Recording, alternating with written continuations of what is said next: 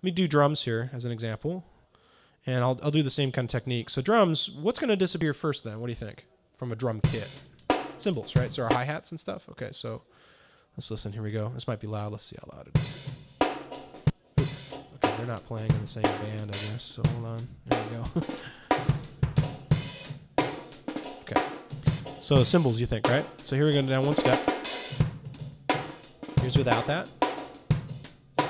Here's with it. Hear a difference? Subtle. And let me go down one more step. Now that cymbals have that smeared kind of sound you might associate with MP3s and stuff. Here's without it. And listen to the hi-hats and the cymbals. Here's without it. Actually, this is with it. And this is without it. Okay, let me go down one more. And here. Now I hear it in the attack of the snare, huh? Get that alias in there. A little further. Yeah, pretty bad, right? Hear it in the kick. Pretty bad. All right. What if I were to roll out all that high end? Would it sound okay? It's pretty dull. But yeah, I got rid of all the aliases, which is what kind of an anti-alias filter does, right? So I'll do one more. I'm going to do just really low frequencies. It'll be like a bass, an acoustic bass here. So this will be really low. So we shouldn't notice it at all, right? So here we go.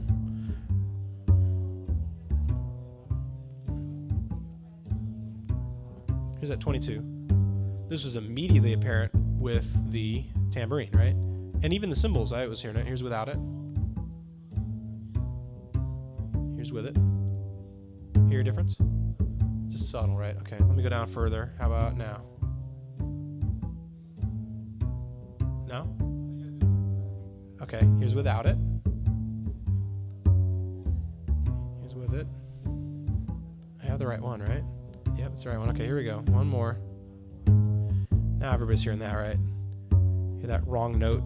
It's an alias, so here we go a little further. Pretty strange, huh? Again, if I were to filter it really, really strongly, probably be okay, right? A lot of people say, oh, it sounds like a video game, right? I used to do that a lot. I'd do this example where I'd go back to my drum loop, and if you guys remember Atari 2600, you go, why does it sound like a video game? Well, the old video game systems, what's that? Not on this plugin. Because it was already captured at that. I'd have to re-encode it. But this would be like the Atari 2600 combat cartridge. Playing drums, right? Yeah, that's basically because it had no sample rate and no resolution. They didn't have any storage for doing audio. So, all right, did aliases make sense? They make sense? Okay. So 44.1's a good starting place. Would you agree? Can we go higher today? Have you heard of higher sample rates? Anybody? You haven't yet? Okay. 96, you said. Great. Okay. What about some other ones? Have you heard of 88.2? 176.4, 192, 48K. You're like, wow, these crazy numbers. Well, luckily they kind of fall into what I consider families. Most people that produce CDs, they kind of stick in the 44.1 family. If we were to double it, basically twice the sample rate, take that crystal and say, work twice as fast, and it'll pump out twice as much. We're going to get 88.2. What's the Nyquist frequency of that then? Well, 44, right? So are we pretty safe then? We got a lot of that extra high frequency content. Sure. We can make a nice smooth filter as opposed to like one that's like chopping away everything like instantly. Same with 176. That'd be like 4 times, right? We're like way out here at 88. Who's enjoying 88? Dogs and bats and not us a lot. We're doing okay, right? So it depends on what we're recording again. Is this going to make a huge difference in the latest rap CD or techno CD or whatever? If it's recording a keyboard that doesn't produce any frequencies above 44.1, then there isn't a real big point in recording at 88.2 or 192 or something like that. What would make a difference? Really high-end microphones recording classical or jazz or something where there's a really big acoustic environment. I'm not saying there won't be some little difference in your bedroom studio with you and your acoustic guitar. I'm just saying it needs to be something where there are some apparent differences, right? Some high frequencies, some microphones that record those frequencies, and so forth. The only reason I bring up this slide is there's a lot of misconceptions about what you should use and what you shouldn't use. When I say CD versus video, every camcorder that's out there today, basically they start at 48K. And that's just what the chips are inside them use. And so most of your digital audio systems, your Pro Tools default setting will probably be 44.1. So if you were to record at 48K and then all of a sudden tell your computer to turn it into 44.1, it's kind of like taking a movie and slowing it down. All of a sudden it's going to be sort of slow motion. And so there's some science involved in trying to recapture that. And they call it resampling. It doesn't always sound very good. It's gotten better. You know, technology gets better all the time. But in general, if you can, stay within one of the families.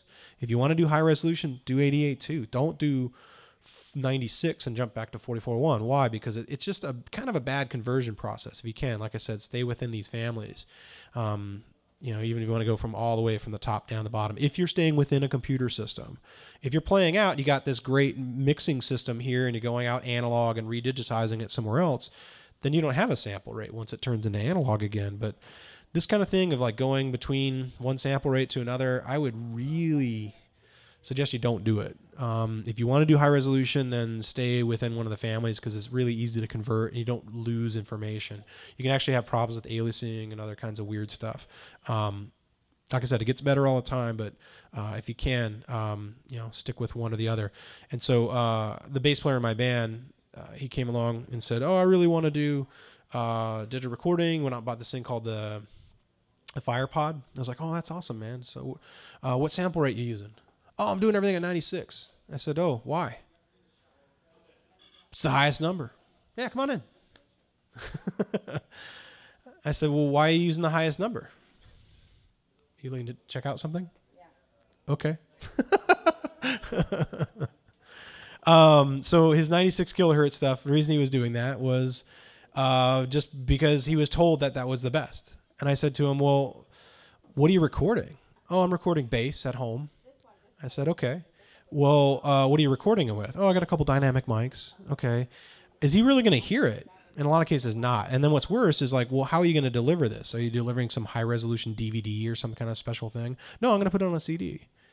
I'm like, man, just, you know, if you can, you know, there are some benefits to high resolution recording, but the frequencies, number one, need to be there. And then number two, it's going to sound better if you started at 88.2 and then dumb it down. Can you deliver a high resolution CD today? No, they come in a form of DVD audio, and then online. I don't know if you guys into Nine Inch Nails, but Trent Reznor released like FLAC files or whatever, FLAC files at 96 kilohertz and so forth. And you know, it's like great. You know, it's like, but then do my speakers go up to 20K? You know, and my headphones and. You know, it's just it's providing additional frequency information. I don't think it's a bad thing. It's like having a really super high resolution camcorder. If you're doing the right stuff, you can dumb it down, and like that's gotten better all the time, right? The conversions from high definition back to standard definition to put on DVD is getting better all the time. But initially, stuff didn't look very good or sound very good. So if you can, stay in the family. So all right, good on sample rate. Questions on it? All right, here's a quiz. So let's say you have a frequency at 16 kilohertz. What's the minimum sample rate you should use? What's that? 32. You double it, right? Okay, so let's say you have a recorder that is stuck. It does 32 kilohertz. What's the highest frequency you can capture? 16. That's as high as it could go. That makes sense? So there's some old machines that were like that. You know, that's as high as they would go. I had an old sampler from Ensoniq and 32 kilohertz, and I liked it. It sounded pretty good, you know. It didn't have that really super high-end thing, but it had a certain quality to it. Yeah. Right.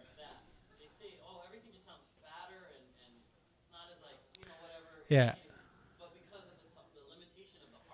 Right. Limitations. Has a certain sound. And it reproduces it well. I think the converters were better. I think that in order to make things cheaper, we've skipped a lot of steps. Ensoniq was one of my favorite brands, and they had this ASR10, and then they brought out this little box. And it was the ASR10 is like one of the heaviest keyboards on the planet. It was a beast, right? That's what my wife called it. the beast. And so